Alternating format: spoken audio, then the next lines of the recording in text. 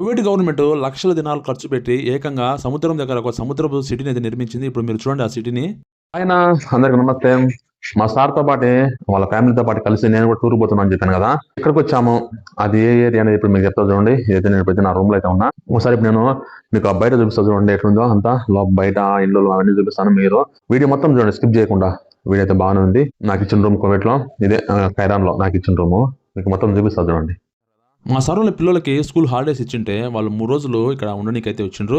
ఇక్కడ ఇది ఏ ఏరియా అనేది మీకు చెప్తా చూడండి. అంటే సౌదీకి అతి దగ్గరలో కువైట్‌కి ఊరి బయట సముద్రం దగ్గర ఒక సముద్రపు సిటీని అయితే కువైట్ గవర్నమెంట్ అయితే నిర్మించింది. అక్కడికైతే మేము వచ్చినాము. 3 రోజులు నేను కూడా వాళ్ళతో పాటే ఉంటా. నాకైతే ఏం పని పాట అయితే ఉండదు. తినడము ఖాళీగా అయితే ఉండడమే.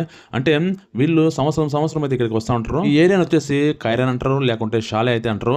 చలికాలము కువైట్లో అయితే ఖచ్చితంగా 99% అయితే ఇక్కడ చాలా మంది అయితే వస్తా ఉంటారు. ఆ కువైట్ 3 రోజులు ఇక్కడ ఉండనీకైతే ఒక పెద్ద ఇల్లు ఎంత రెంట్‌కి తీసుకున్నారు. ఆ ఇండ్లకు వచ్చేసి 3 రోజులకు 300 దినార్లు.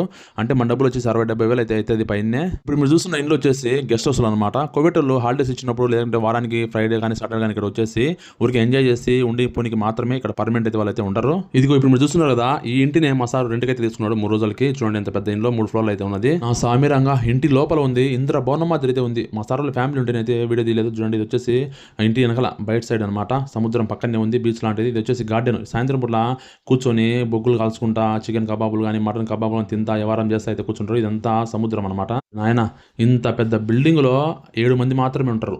చూడండి 3 అంతస్తుల బిల్డింగ్ ఇది. ఏం చేసాం, కువైట్లో దగ్గర డబ్బులు మస్తు ఉన్నాయి కాబట్టి వాళ్ళు ఆడింది ఆట పాడింది పాట గవర్నమెంట్ ఇస్తాండ్రు, వీళ్ళు ఖర్చు పెడతా ఉంటారు. వేల దినాలు అయితే ఖర్చు పెడతా ఉంటారు. ఇతను వచ్చేసి బంగ్లాదేశ్ అతను. అంటే ఇక్కడ ఒక్కొక్క ఇంటికి ఒక వాచ్మెన్ అయితే ఉంటాడు. ఇప్పుడు మేము తీసుకున్న ఇంటికి వచ్చేసి ఇతను వాచ్మెన్ అనమాట. ఆ ఇంట్లో ఏమన్నా పని చేయకపోయినా కూడా, బల్బులు పోయినా కూడా ఏమన్నా ఉంటే ఇంకా క్లీన్ చేసుకోవడము, ఎవరన్నా రెంట్కి వచ్చినప్పుడు వాళ్ళు ఏమన్నా చెప్తే వీళ్ళు చేస్తున్న పని అనమాట. అంటే ఇక్కడ ఎవరు ఉండరు. కువైట్కి 100 కిలోమీటర్ దూరం అయితే ఉంటారు. వీళ్ళు మాత్రమే ఒక్కళ్ళు అయితే ఉంటారు. ఇంత పెద్ద బిల్డింగ్కు ఇతను వచ్చేసి వాచ్మెన్ అంట. అంతే ఇతనే ఓనర్ అనుకోండి. కువైట్లో ఎప్పుడో ఒకసారి వస్తుంటారు. మొత్తం అంతా వీళ్ళే చూసుకోవాలన్నమాట. కువైట్లో ఈ చలికాలము అంటే ఇక్కడ షాలేకి కానీ లేకుంటే వేరే దేశాలకు కానీ అయితే పోతూ ఉంటారు అనమాట. చలికాలం అంటే ఒక ఎంజాయ్నెస్ అనమాట వాళ్ళకి. ఇప్పుడు సమ్మర్ వచ్చిందంటే వాళ్ళు ఎక్కడ పోతారు, ఎక్కడికి పోలేరు. ఎండ విపరీతంగా ఉంటుంది కాబట్టి అప్పుడు స్కూల్ అందుకుంటాయి, డ్యూటీలు ఉంటాయి కాబట్టి ఎక్కడికి పోలేరు. అదే ఈ చలికాలం అయితే ఇక్కడికి వస్తారనమాట. ఆల్ ఖైరాన్ అని ఇది షాలే అంటారు దీన్ని. 100 కిలోమీటర్ల కువైట్ దూరంలో అయితే ఉంది. ఇక్కడికి వచ్చి ఎంజాయ్ చేస్తారంటే తినడము, ఖాళీగా ఉండడం, తిరుగుతూ ఉండడము. అక్కడ సముద్రం ఉంది, ఇది ఆడతా, లేకుంటే బోట్లు ఉంటాయి. ఆ బోట్లలో స్పీడ్ బోట్స్ ఉంటాయి. దాంట్లో సముద్రంలో పోయి చేపలు పట్టుకోవడం కానీ అంతే. ఇంకా ఒక ఏం చేయరు, ఎంజాయ్ కోసం మాత్రమే ఇక్కడికి వస్తారు. నేను కూడా 3 రోజులు పని బాట లేకుండా ఏమైతే ఉంటా నేను కూడా.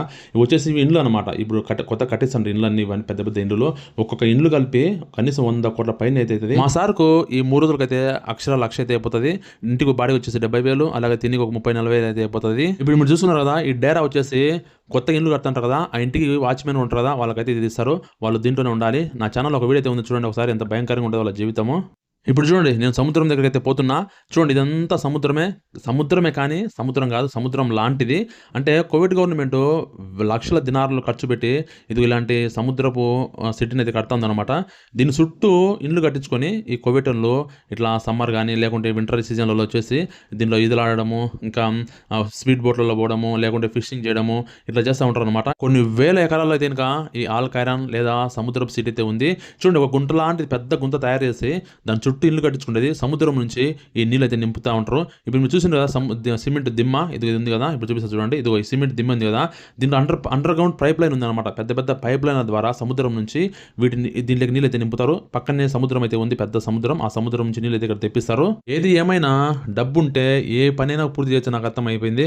ఎందుకంటే చూడండి ఎడారిలో ఇక్కడ సముద్రం లేదు, సముద్రం ఏమన్నా ఒక 2-3 కిలోమీటర్ల దూరం సముద్రం ఉంది.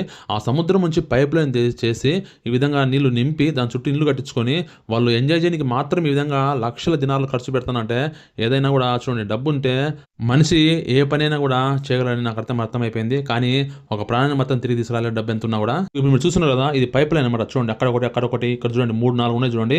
ఆ పైప్ లైన్ల ద్వారా అయితే నీళ్ళు అయితే తెప్పిస్తూ ఉంటారు. అసలు ఎన్ని రోజులు టైం పట్టిందో ఈ విధంగా చేయడానికి అయితే ఇంకా చేస్తానే ఉన్నారు. చాలా పెద్దది చేస్తూ ఉన్నారు. ఇండ్లు చూడండి, దీని అమ్మ జీవితము మస్తు. ఊరికి వాళ్ళు ఎంజాయ్ చేయడానికి మాత్రమే ఇంత పెద్ద ఇండ్లు కట్టించుకుంటానంటే మనము ఇండ్లు ఒక చిన్న ఇల్లు కట్టించుకుంటే నానా తంటలు పడుతుంటే వీళ్ళు మాత్రం పెద్ద పెద్ద ఇండ్లు ఎంజాయ్ చేయడానికి అయితే కట్టించుకుంటారు. చూడండి నీళ్ళు చూడండి ఎంత తేటగా అయితే ఉన్నాయి, సేమ్ సముద్రం లాగా ఉన్నాయి చూడండి. అయితే సముద్రం నీళ్ళే కానీ సముద్రం అయితే కాదు. చూడండి తేటగా ఎంత బాగా నీళ్ళు అయితే కనబడుతున్నాయో. నాకు ఇక్కడికి వచ్చి దీన్ని చూసిన తర్వాత నాకు ఒకటి అర్థం అయిపోయింది. ఏంటంటే జుట్టున్నమ్మ ఎన్ని రకాల జడలు వేస్తుంది, జుట్టు లేదమ్మా ఎన్ని రకాల జడలు వేస్తుంది, ఏం తెలియదు కదా. అట్లే మనిషి దగ్గర డబ్బులు ఉంటే ఎన్ని రకాల పనులను చేయొచ్చు, ఏమైనా చేయొచ్చు నాకు అర్థమైపోయింది. నాకైతే చాలా ఆశ్చర్యం వేసింది. దీని అమ్మ జీవితం ఎంజాయ్ చేయని కోసము సముద్రం చిన్ని తిప్పి ఈ విధంగా చేసుకుని వాళ్ళు ఉన్నారంటే, ఇంత లక్షల దినాలు ఖర్చు పెడతానంటే నాకైతే నిజంగా ఆశ్చర్యం అయితే వేసింది. ఈ ఆల్కైరాన్లో ఇంకా షాపింగ్ మాల్స్, రెస్టారెంట్లు, కేఎఫ్సి, మెక్డొనాల్డ్స్ చాలా రకాల పెద్ద పెద్ద షాపింగ్ మాల్స్లే కట్టించి పడేసిండ్రు వీళ్ళు. అంటే వీళ్ళు కోవిటోళ్ళు కదా, ఇప్పుడు సిటీలో ఎట్లుంటుందో సేమ్ 100 కిలోమీటర్ల ఊరు బయట ఉన్నటువంటి ఆల్కైరాన్లో కూడా అట్లే ఉండాలని చెప్పేసి లగ్జరీగా హోటల్స్ మొత్తం అంతా కట్టేసి పడేసింది కోవిడ్ గవర్నమెంట్. ఇట్లుంటుంది డబ్బు నేను కథ, ఇట్లుంటుంది. ఈ 3 రోజులు మాత్రం నేను ట్రిపుల్ టీనే, అంటే తినడం తిరగడం తొంకడమే, అదే పని, అంతకు మించిన పని నాకైతే ఏం లేదు. కోవిడ్లో పడి టూర్ కినకపోతే సూపర్గా అయితే ఉంటుంది. వాళ్ళు తినే తిండి కానీ లేకుంటే మనకి ఏమైనా కావాలి ప్రతిదీ తీపిస్తారు. సూపర్గా అయితే ఉంది 3 రోజులు నాకు. అదే నా విషయం. నేనైతే 3 రోజులు మా కోవిడ్లో పడి సౌదీకి దగ్గరలో ఉన్నటువంటి ఆల్కైరాన్కి అయితే వచ్చేసిన. ఇంకా ఇక్కడ 3 రోజులు అయితే ఉండేసి మళ్ళీ వెళ్ళిపోవాలి. మళ్ళీ తర్వాత మామూలే కార్డులు కలుపుకోవాలి, డ్యూటీలు అయితే చేయాలి.